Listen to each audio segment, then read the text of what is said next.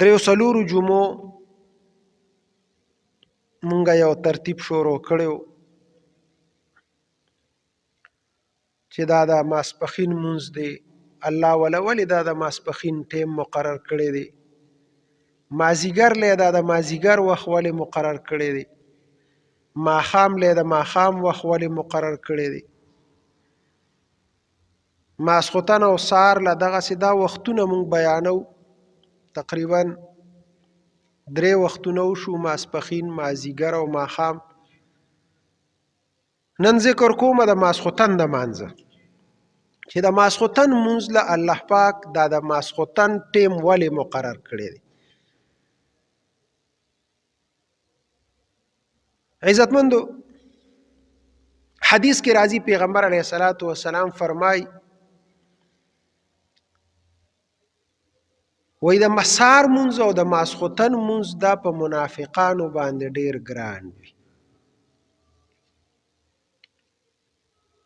ډیر اهم وختونه دي د سار او د ماسخوتن.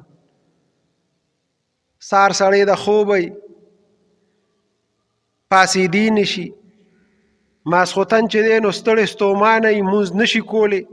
اوس دې ټیم کې یو سړی پاسي او د الله عبادت وکړي نو دا ډیر د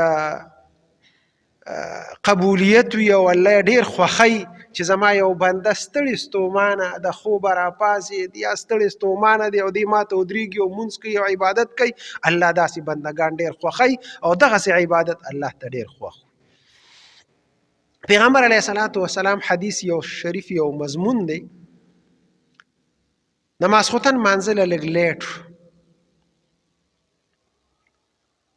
صحابه کرام ناستو جمعات کې انتظار کې چې اوس په پیغمبر علیه الصلاۃ والسلام روزي.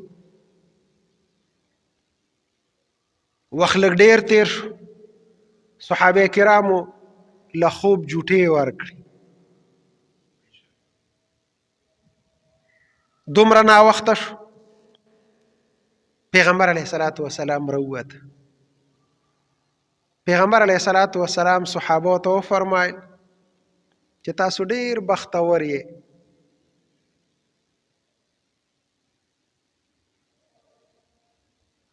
تاسو د ماسخوتن د مانځه انتظار کې ناست وئ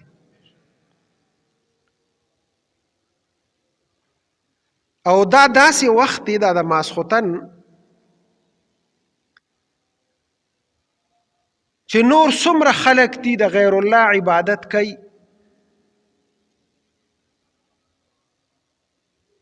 هغوی دې ټیم کې غافل وي او یا چې دی نو په هغه خپلو غیر الله په عبادت کې مشغول وي. او تاسو دومره بختور یې چې تاسو د الله عبادت ته نیغ ناست یې او انتظار کوئ، نو الله په تاسو باندې فخر کوي او تاسو بختور خلک یې چې تاسو د ماسخوتن عبادت ته راجمع شوي یې، مانځه ته راجمع شوي یې. نو صحابه کرام په دې خبره باندې ډیر زیات خوشحاله شو. نو دا د ماسخوتن وخت چې دی نو دا ډیر زیات قیمتي دی او الله ته خوښ دی. په خپلو بندګانو باندې د ماسخوتن مونځ چې دی نو دا لازم کړی دی. پیغمبر علیه الصلاۃ والسلام یو وجه علماء دام لیکلی ده چې دا د ماسخوتن مونځ مونږ له ولې ماسخوتن کې مقرر شوی دی. نو یوه وجه یې دا لیکلې ده چې پیغمبر علیه الصلاۃ والسلام کله معراج ته الله وغوښته نو د معراج ابتدا چې و نو هغه د ماسخوتن نه وه. پیغمبر علیه الصلاۃ والسلام د ماسخوتن مونځ وکړو، د هغې نه وروسته معراج ته روان شوی دی. به کور نه راغی بیت الله شریف ته، حتیم کې او د حتیم نه بیا روان شوی دی، شام ته سفر یې شروع کړی دی. براق راغلی دی، حضرت جبرئیل علیه السلام راوستی دی او په هغې سور دی او بیا شام ته تللی دی. نو د معراج ابتدا چې شوې ده نو هغه د ماسخوتن ټیم نه شوې ده. نو پیغمبر علیه الصلاۃ والسلام اسمانونو ته تللی دی او الله سره معراج کړی دی، الله سره راز و نیاز کړی دی، ملاقات یې کړی دی. الله پاک په خپلو بندګانو د ماسخوتن دا مونځ فرض کړ، لازم یې کړ چې د دوانو جهانو سردار هلته ملاقات کوي او الله سره معراج کوي. نو الله پاک مسلمانانو ته وی چې تاسو د ماسخوتن مونځ کې او دا مونځ چې دی نو الصلاة معراج المؤمن، نو پیغمبر په اسمانونو کې معراج کوي او داغه امتیان چې دی نو په ځمکه دی د الله معراج وکي، الله سره د راز و نیاز وکي. نو دا د ماسخوتن مونځ په مونږه لازم که چې دا کوي، دا الله سره معراج دی. یو وجه خو علماء دا لیکلې ده. بله وجه علماء لیکلې ده چې د ماسخوتن دا ټیم ولې الله مقرر کړی دی. چې کله موسی علیه السلام بنی اسرائیل ځان سره واغشتل او د فرعون او د مصر نه وتښتېدل،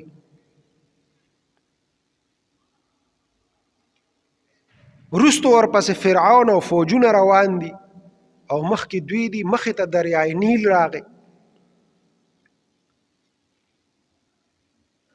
نو دریای نیل چې کله مخې ته راغی نو موسی علیه السلام فکرمند شو او قوم هم ورته وویل چې انا لمدرکون، مونږ خو رئیسار شو، راګیر شو، مخکې دریاب دی، مخکې هم نشو تللی او وروسته راپسې دشمن را روان دی، دا خو مونږ د منځ کې راګیر شو. موسی علیه السلام ورته وفرمایل ان معی ربی سیهدین، مونږ سره زمونږ رب دی، هغه به مونږ ته لار ښیي او هدایت به مونږ ته کوي، مونږ به خدای پاک کامیابی او نجات براله راکوي.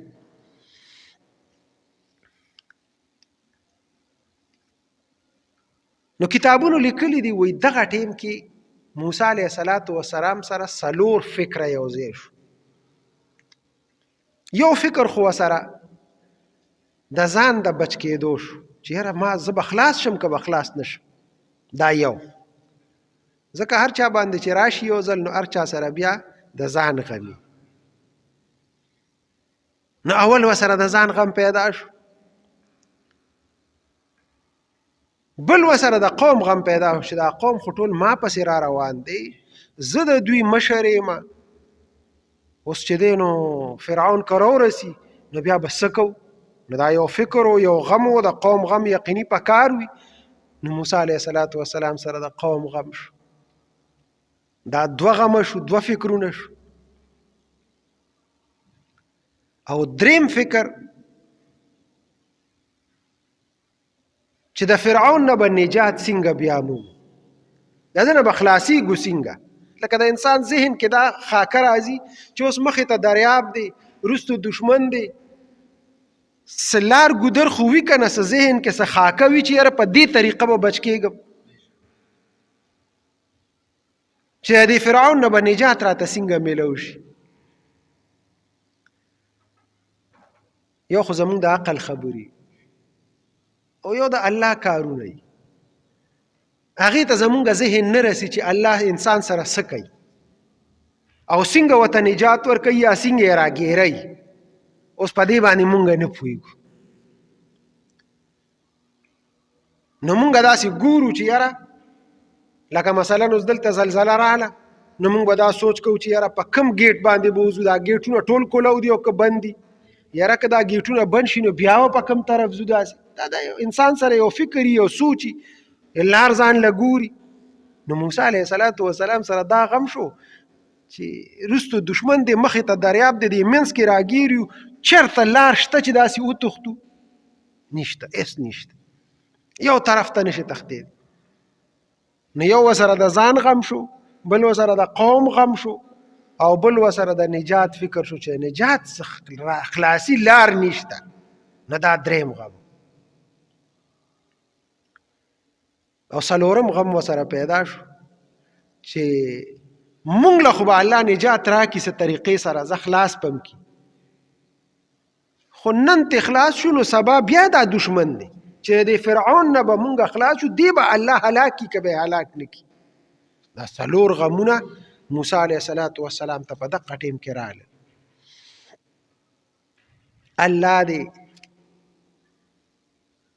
الله چې چاته نجات ورکوي نو هغه دغسې وي. موسی علیه السلام ته الله وفرمایل دا دریاب په دې امسا باندې ووخ. امسا باندې دریاب ووخ، 12 لارې پکې جوړې شوې دي، 12 قبیلې وې، هغې غاړه پورې وتل. فرعون چې وکتل چې دوی خو پورې وتل او ښه مزېدارې اوچې لارې دي، هغه هم ورپسې ور روان شو. چې دریاب د دریاب منځ ته فرعون ورته او لښکر یې ورتلی، نو الله اوبو ته حکم وکړ راوینیسي. موسی علیه السلام او قوم له الله نجات ورکړ، او فرعون او سره د خپله قوم او لښکرو الله تباه کړ.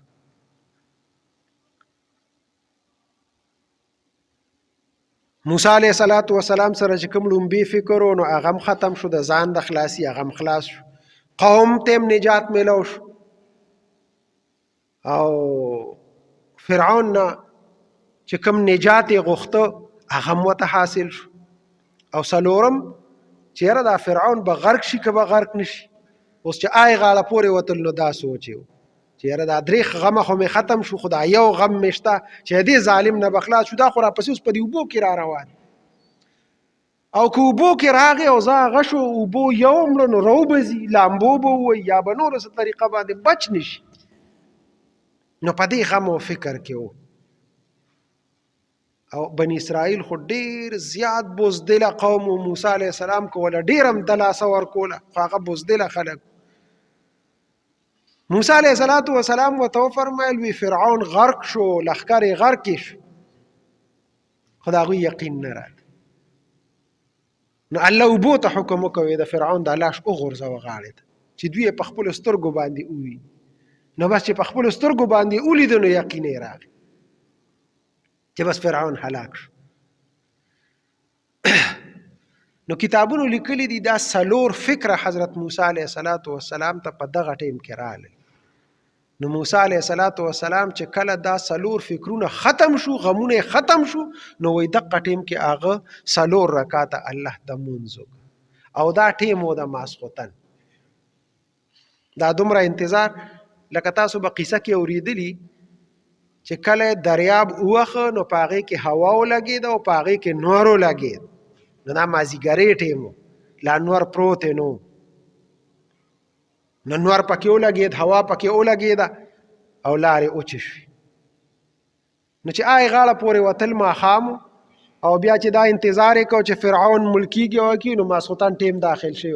نو موسی علیه السلام 4 رکعاته د ماسخوتن مونځ وکړ. نو الله پاک علماء لیکلي دي چې موسی علیه السلام الله د 4 غمونه خلاص کړ. 4 فکر او 4 غم هغه ختم شو. هغه د شکریې په تور باندې 4 رکعاته مونځ وکړ. نو وایي ای بندګانو، زما بندګانو، په تاسو چې غمونه راشي، پریشانۍ راشي، تکلیفونه راشي، تاسو چې دی نو الله ته سجده ولګوئ، عبادت وکړئ، الله به ستاسو پریشانۍ ختمې کړي. نو دا د ماسخوتن مونځ دا الله مونږ باندې د ماسخوتن په ټیم کې فرض کړ چې دې سره پریشانۍ او غمونه ختمېږي.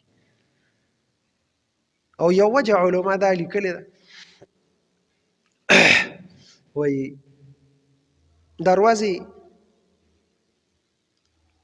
ډېر نعمتونه الله را کړي.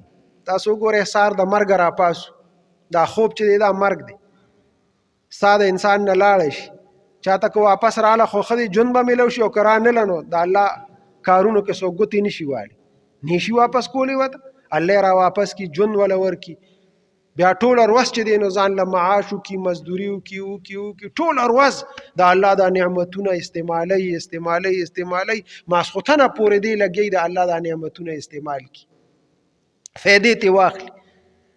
نو ماسخوتن کې علما وایي چې کله دا ورځ تېره شي، د الله نعمتونه اوس ختمیږي د ورځې، نو تاسو دغه ټیم کې د الله د نعمتونو شکریه ادا کړئ، د شکریې په طور باندې تاسو مونځ وکړئ، د ماسخوتن مونځ.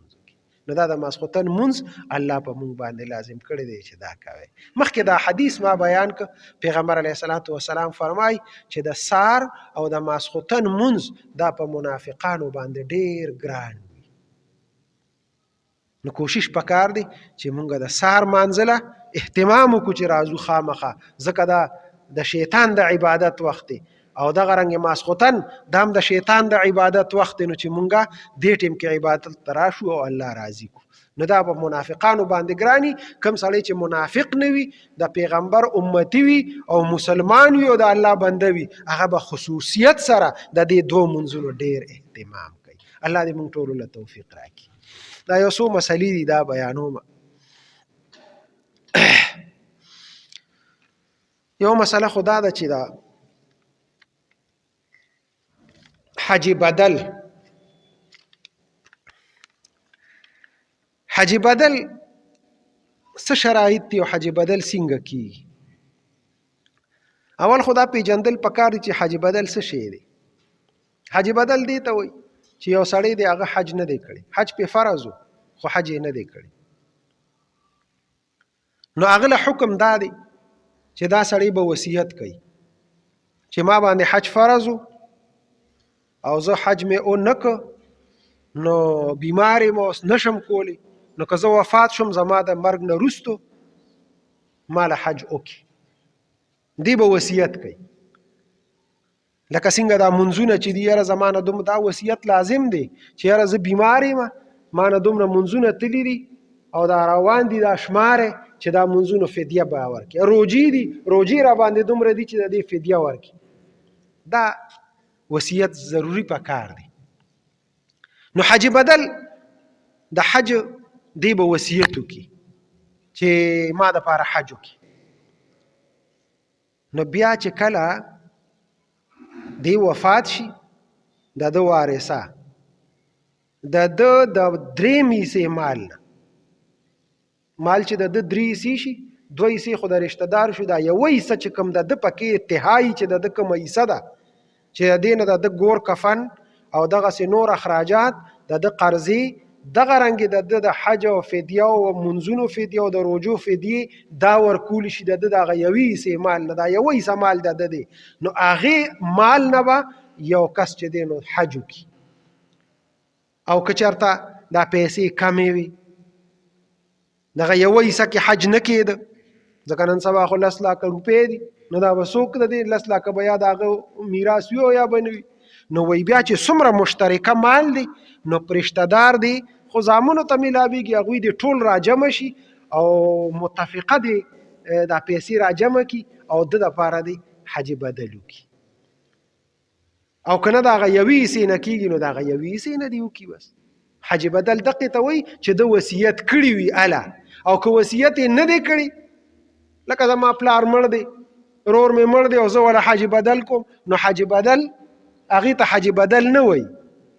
حج وکړه، ثوابونه یې وبخه، ثوابونه یې وررسي، خو دا ده چې هغې ته حج بدل نه وایي. حج بدل هغه چې هغې وصیت یې کړي وي چې زما د مرګ نه وروستو زما له حج وکړې، ما باندې حج فرض او ما حج نه دی کړی، دې ته حج بدل وایي. یوه مسله دی کې بله ده چې دا حج بدل به څوک کوي؟ دا به هغه سړی کوي چې چا مخکې خپل حج کړي وي. که د حج نه وي کړي، نو امام ابو حنیفه رحمه الله مذهب دا دی چې دې حج بدل نشي کولی.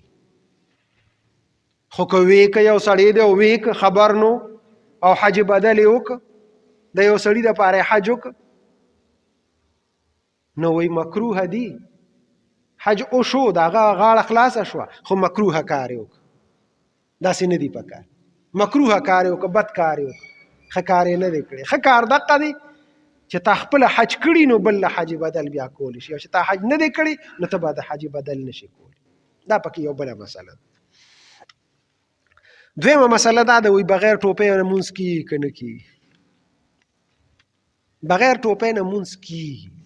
که یو سړي ټوپۍ نه وه په سر، نو مونځ کېږي. هلکان به خوشحاله شوي چې زه شکر دی، بس رعایت یې راله راکړه. د جرسۍ وس کېږي، د کوټ وس کېږي، د موبایل وس کېږي، د هر څه وس کېږي، خو د ټوپۍ وس خدای مونږ له نه دی راکړی چې ټوپۍ په سر کړو. جومات ته راځو او ټوپۍ نه په سر، سکول ته چې ځو نو ښه مزېدار کپړې د سکول اچو، خو جومات ته چې راځو د خدای کور له بیا ټوپۍ مې هېروي. نو بغیر ټوپۍ مونځ کېږي، که چا وکړو نو وشو، خو د آدابو خلاف ده.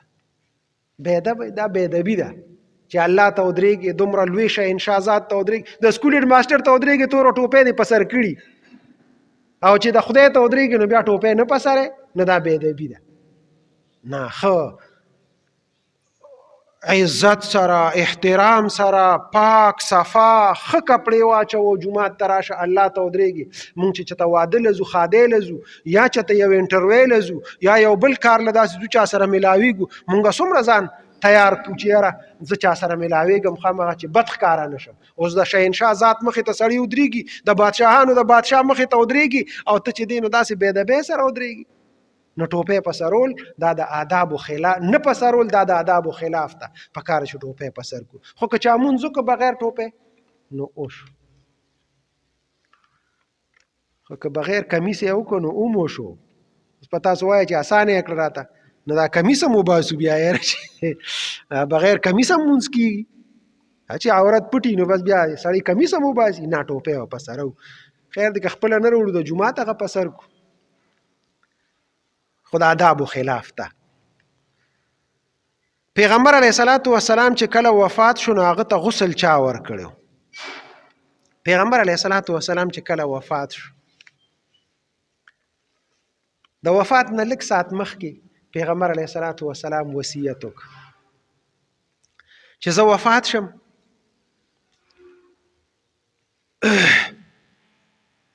نو پیغمبر علیه الصلاة والسلام وفرمایل مال غسل راکې، مال کفن راکې، او زما کټ چې دی د جنازې هغه زما په حجره کې کېدی. د حضرت عایشې رضی الله تعالی عنها چې کومه کوټه وه، دا مسجد نبوي دی، او دې مسجد نبوي سره د بیبیانو کوټې وې، داسې کورونه وو، هر یوې خپله خپله دروازه وه.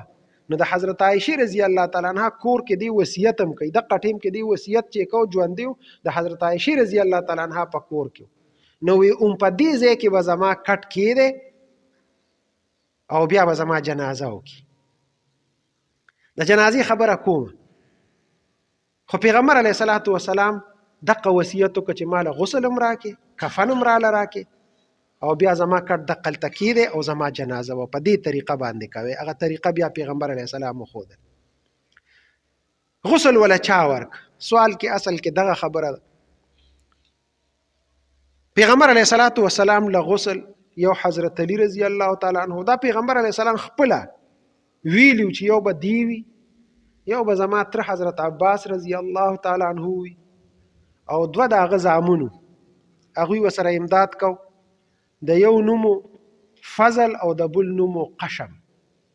فضل ابن عباس، قشم بن عباس رضی الله تعالی عنهما. دا ورسره څلور کسه دا شو، او یو کس دوه کسه غلامانو کې د پیغمبر علیه السلام په غلامانو کې دوه کسه وو، یو اسامه ابن زید او یو حضرت شقران رضی الله تعالی عنهما. دا دوه کسه دا غلامانو. نو دې شپږو کسانو پیغمبر علیه الصلاة والسلام له غسل ورکړی دی. یو حضرت علی، یو حضرت عباس رضی الله تعالی عنه، دوه د حضرت عباس زامنو، او دوه کسه چې نو دا د غلامانو، دوی ورسره امداد کو. دې شپږو کسانو پیغمبر علیه الصلاة والسلام له غسل ورکړی دی. بیا د پیغمبر علیه السلام جنازه کېښوده چې تیار اومقه کمره کې، کومه کمره کې چې پیغمبر علیه السلام ناست و، دا وصیت یې کو د حضرت عایشې رضی الله تعالی عنها کور کې. پیغمبر علیه السلام وصیت وکړ، وی چې کله زه وفات شم او زما جنازه تاسو تیاره کې، نو تاسو به ټول وځئ د دې کور نه. حضرت جبریل به راځي، عزرائیل به راځي، میکائیل به راځي، اسرافیل، دا څلور غټې فرشتې، او دوی سره به بیا خپل ملګري وي، فوجونه فوجونه به دوی سره، فرشتې به ډېرې زیاتې. نو تاسو به کمره خالی کې، هغوی به راځي او نمبر په نمبر به زما جنازه کوي. نو اول د غټو فرشتو او ورسره هغوی سره نورې چې کومې فرشتې راغلې وي د اسمان نه، هغوی جنازه وکړه. بیا پیغمبر علیه السلام وفرمایل زما چې کوم اهل بیت دي دوی به جنازه کوي، او زما په اهل بیتو کې چې کوم سړي دي اول به هغوی وکړي، بیا زنانه او بیا ماشومان. زمونږ د دې صفونو ترتیب هم داسې دی، وایي که یو ځای کې زنانه او سړي ټول ګډ وډ مونځ کوي، لکه انسان کور کې مونځ کوي، نو لومبې صف به د سړو وي، دویم صف چې دی نو دا به د زنانه وي، ماشومان به دریم صف کې ولاړي.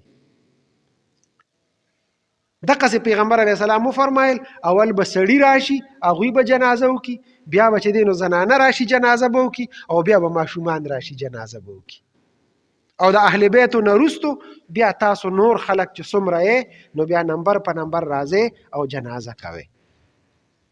د پیغمبر علیه الصلاة والسلام اجتماعي جنازه نه ده شوې لکه څنګه چې مونږ جنازې کوو. صحابه کرام به راتلل، مسلمانان به راتلل، پیغمبر علیه الصلاة والسلام باندې به درود شریف وي او دعا به یې کوله. او دا جنازه ده دعا. د جنازه کې مونږ موز نه کوو، مونږ سجدې نه لګو، نه رکوع کوو، نه سجده کوو، دا موز نه، دا دعا ده. اصل حقیقت د دې دعا دی. د هغوی راتلل به او درود شریف یې او پیغمبر علیه الصلاة والسلام ته به دعا کوله، او پیغمبر علیه السلام د هغې نه مخکې په ژوند د مړي دعا ښودلې ده او هغه دعاګانې به یې کولې. لکه مونږ څنګه په جنازه کې دعا کوو اللهم اغفر لحینا و میتنا و شاهدنا و غایبنا، دغه دعاګانې کوو، هغوی به دقسې دعا کوله، درود شریف به یې او بیا به وتل، دغسې به بیا نور خلک راتلل. په دې طریقه یو روایت، یو تاریخي روایت راغلی دی چې یاره ابوبکر صدیق رضی الله تعالی عنه په جمع باندې جنازه کړې ده. خو دا صرف یو روایت راغلی دی، داسې یو تاریخي روایت راغلی دی. خو د پیغمبر علیه الصلاة والسلام جنازه اجتماعي شکل کې نه ده شوې، همدقسې انفرادي شکل کې شوې ده. خلک په راتلل او دعا به یې کوله. دا د پیغمبر علیه الصلاة والسلام د غسل او د جنازې. نابل سوال دی، نسوار او سیګریټو سره اودس ماتیږي که نه ماتیږي؟ نسوار او سیګریټ که چا اوس که نو اودس ورسره نه ماتیږي. د اودس د ماتېدو خپل هغه دي، تشي میتیازې سړي وکړي، ډک میتیازې وکړي، باد لاړ شي، هغې سره اودس ماتیږي، یا وینه د بدن نه وځي نو اودس ماتیږي. خو په نسوارو باندې او په سیګریټو باندې اودس نه ماتیږي. خو فقهاو لیکلي دي وایي چې تاسو جومات ته راځئ نو د هغه بوی به ختم کړئ، چې کوم د نسوارو بوی دی د خولې چې هغه ختم شي، د سیګریټو چې کوم بوی دی چې هغه ختم شي. ځکه پیغمبر علیه الصلاة والسلام فرمایلی دي چې تاسو بدبودار بوټي وخورئ، دا اوږې یاده کړې ده، یا پیاز وغیره، نو تاسو څه کوئ؟ جومات ته مه راځئ، خوله ښه صفا کړئ نو بیا جومات ته راشئ. ځکه دلته موږ سره فرشتې وي او فرشتې یو لطیف مخلوق دی، هغوی ډېره کرکه کوي، هغه ډېر حساس دي، د دې وجې نه تاسو بدبویي ختمه کړئ. نو اوس چې په هغه ګیټ را دننه شي او نسوار وغورځئ او سیګریټ وغورځئ او راشي جومات کې ودرېږي، د هغه د خولې نه به څومره بوی ځي. فرشتو ته، انسانانو ته تکلیف وي نو فرشتو ته خو به وي خامخه. نو د الله بندگانو ته ضرر او تکلیف ورکول دي. نو چې ته راغلی عبادت لی او په خپل عبادت ستا په عبادت باندې نورو خلکو ته تکلیف میلو شي نو دا خو عبادت نه دی، خو ضرر دی، خلکو ته نقصان ورکول دي. د دې وجې نه ښه دی خوله صفا کړي نو بیا خو اودس پرې نه ماتېږي. که څوک وایي چې یاره اودس پرې ماتېږي، او دا مهرباني وکړي هر څوک چې دکې نسواریان وي، دا زمونږ د اودسونو ځای وي، دا د نسوارو ډکي، نو دلته یې ولې غورځو؟ خو چې راځو جومات نه بار نسوار وغورځه، او زمونږ عادتونه خراب دي، مونږ نسوار دلته د اوداسه په ځای کې غورځو. نه پکار ده چې جومات نه بار نسوار د خولې نه لر کړو، بیا راشو اودس وکړو، خوله ښه صفا ووینځو، بیا خو اودس په سیګریټ او په نسوارو باندې نه ماتېږي.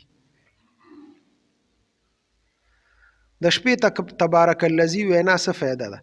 حدیث کې راغلی دی، پیغمبر علیه الصلاة والسلام حدیث مضمون دی چې څوک روزانه د شپې تبارک الذی وی، الله پاک په دغه تبارک الذی په قبر کې د ده دپاره رڼا وګرځوي او د ده د کوم عذاب او کوم سزا فرشتې ورکوي د هغې نه به خلاص کړي.